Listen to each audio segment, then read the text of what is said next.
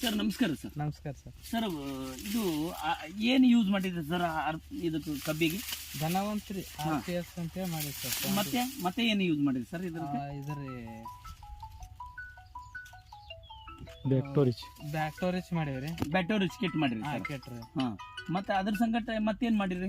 ಬ್ಯಾಟೋರಿಚ್ ಒಂದೇ ಮಾಡಿವ್ರಿ, RPS ಮಾಡಿವ್ರಿ. ಇದು ಎಷ್ಟು ತಿಂಗಳ ಬೆಳೆ ಆದ್ರಿ ಸರ್ ನಿಮ್ಮದು? 6 ತಿಂಗಳು ಸರ್. 6 ತಿಂಗಳು ಬೆಳೆದಾಗ 1 2 3 4 5 6 7 8 9 10 11 ಬ್ರಾಂಚಸ್ ಈಗ ಗಣಿಕೆ ಬಂದಿದೆ ಸರ್.